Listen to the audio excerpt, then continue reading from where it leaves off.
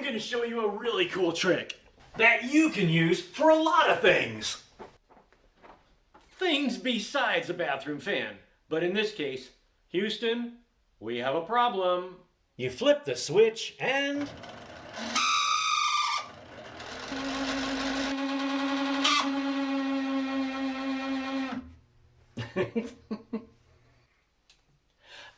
You know, I'm not totally sure, but I think that might have been a mating call for a bathroom fan. Either that or it has laryngitis. I don't know. What do you think? They're just going to tell you that you need to replace the fan. But the problem isn't the fan. The problem is the motor, which is cheaper to replace. You can replace the motor without having to buy the whole assembly. The motor is only a little more than half the cost of buying the whole unit. But there's an even easier way, and you don't even have to buy the part. I'm the fixer of all things. I like making things easy, and I don't like buying parts if I don't have to. I'm going to show you how right now. This is a super easy fix. Now, of course, safety is most important, so you want to make sure that you have a good step ladder, something to stand on that's stable, that won't move, and you need to cut power off to this thing. You can do that at the breaker. If you can't do that at the breaker, at least flip the switch off. Now, you might be thinking, well, duh, of course the switch has to be off or the fan would be running and chopping off my fingers. No, actually, if the fan dies altogether, somebody could have left the switch on. In fact, that's how sometimes these things go bad. Somebody leaves the switch on and the thing runs forever and then just dries out and dies. So make sure the switch is off. Then these covers, super easy. Pull straight down. And there's clips on both sides. The clips are spring-loaded wires. Squeeze them together and then go straight down. The electrical on a lot of these is really easy. It's just a plug. I told you this was easy. There's the plug. And then how many screws does it take to get this thing out? 1. Most of these are just a 1/4 inch hex head. Support it, it's going to want to fall on you. And on the back side, you'll have 1 ground wire. That's the only other thing that holds this in. I told you this was easy. I sprayed this one out with compressed air first. Some of them can be pretty nasty when you first take them out. They will have a lot of stuff gummed up around them. Yuck! This one wasn't bad, but the edges can be really sharp, and it can take some effort to remove the bolts. It's best to wear a glove or grip it with a towel, something to protect your hands. 1/4 inch, 1/4 inch.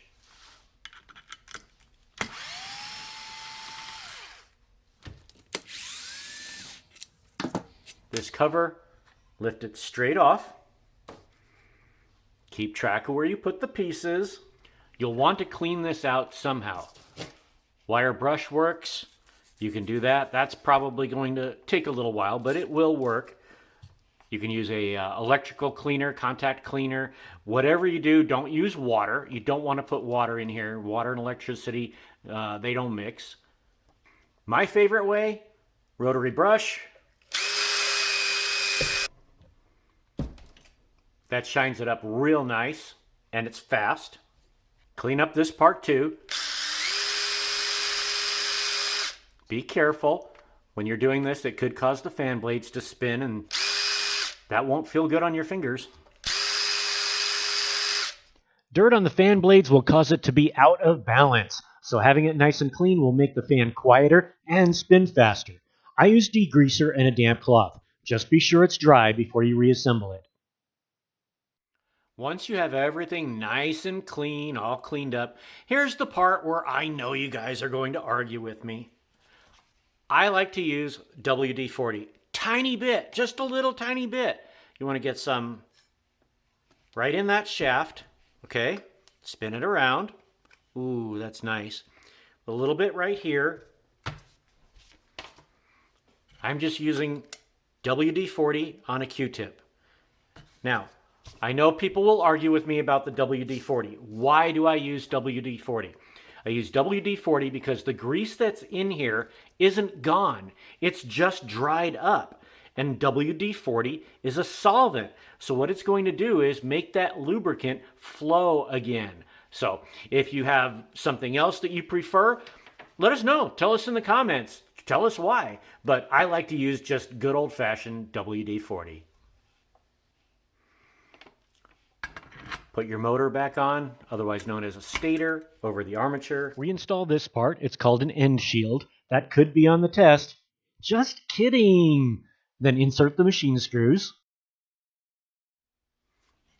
I find it handy to hold it sideways like this when you put it together. The fan pushes the shaft up, and then you can't get the screws to start threading.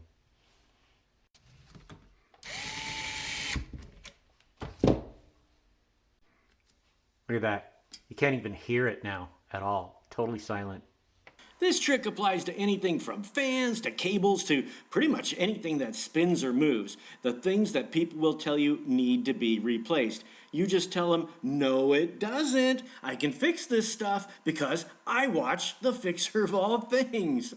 Hey, if you find this helpful, please hit the subscribe button. You can do it right now and still come back to the video because there's more good info coming up. Here's the steps and some cool tips for getting everything back together. Here's a close-up of that ground wire. Mine had overspray on it, which is going to keep it from getting a good ground. If yours does too, clean it off with a wire brush. Now it's nice and clean, and I also made this loop a little bit smaller. It appeared to be a little bit elongated before. Let's reattach that ground wire.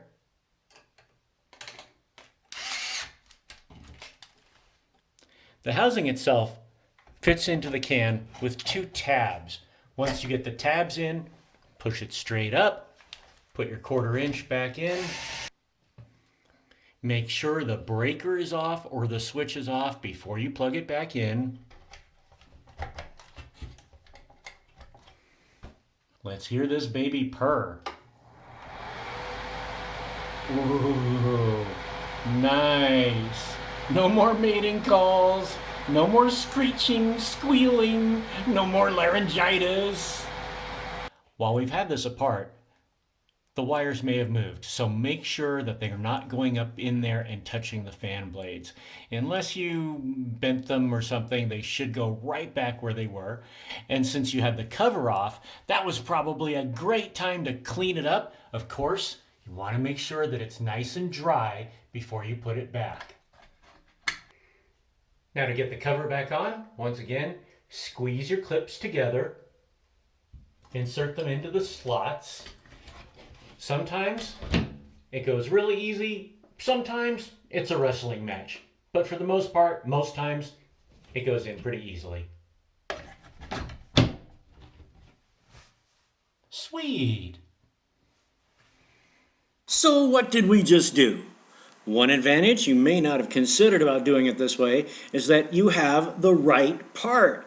I'll admit that on a previous job, I went to the home improvement warehouse, found the fan, hey, here it is, looks identical, got back to the job site, and the new one was 1 inch too wide. So fixing the old part ensures that it fits. How much money did you save? Most of these common fans are about $35, with some around $65, but some are upwards of $150, and I saw one for $342. You would add labor to that, and hey, you just came out like a bandit if you did this yourself. What else? If you've never had to wait around all day for a repair person who was late or never showed up at all, then you, my friend, have some good karma. So, you may have saved money and time, and if it was the right part before, it's still the right part. Or you might even decide to upgrade to one of the new quieter versions.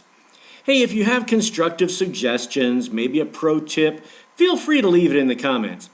If you found this helpful or entertaining, or both, share it with a friend. If you haven't already subscribed, hey, it's safe, no spam on my channel. As always, Fixer of All Things, wishing you an interesting but safe journey through life. Thanks for watching till the end.